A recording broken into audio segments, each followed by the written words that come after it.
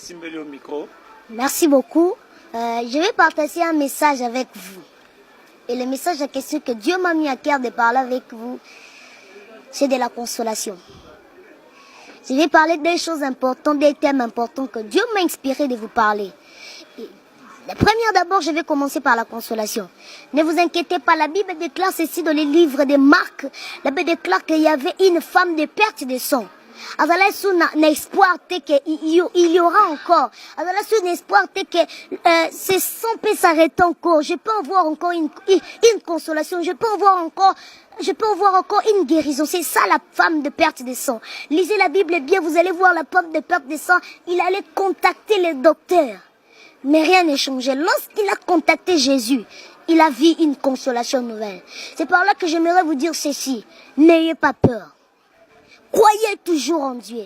Priez, gênez, marchez dans la crainte de Dieu comme il faut.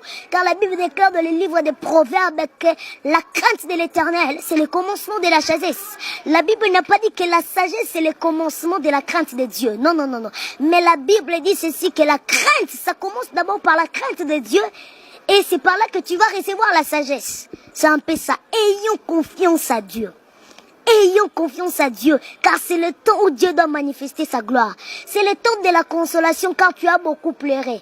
Assez de pleurer, car c'est le temps où Dieu doit te visiter. La femme de perte de sang, plus d'espoir. Mais ce jour-là, il avait réussi sa guérison. Nous allons lire aussi le livre de Jean chapitre 2.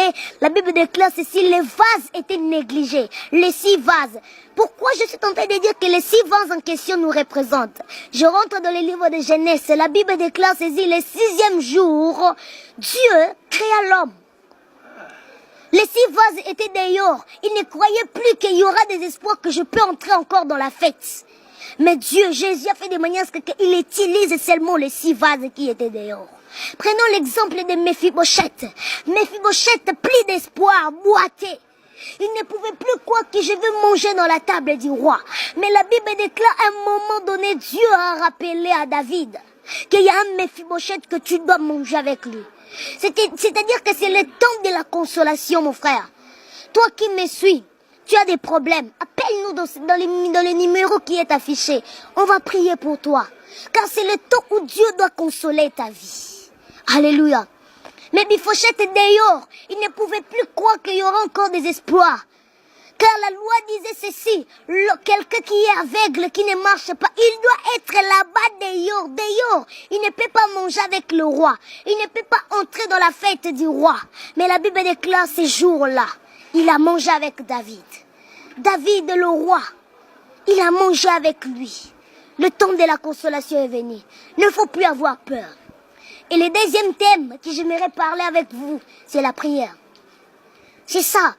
Lorsque tu es dans la consolation, il faut avoir 2 choses importantes. La vie de prière. 1 Thessaloniciens chapitre 5 verset 17. La Bible déclare ceci, prier sans cesse. C'est ça. Et la Bible nous présente encore quelque chose que nous pouvons marcher avec eux, c'est la foi. La foi est une ferme assurance de choses qu'on espère, mais une démonstration d'une chose qu'on ne voit même pas. La foi est un petit mot, mais ça peut faire sortir beaucoup de choses. Lorsque tu es dans la consolation, 2 choses importantes, la vie des prières et la foi. C'est ça, les 2 choses importantes. C'est ça, les 2 choses importantes. Dès Samuel 24, 25 nous dit ceci. Pour être aussi dans la consolation, pour marcher très bien dans la consolation, il faut avoir la vie des sacrifices.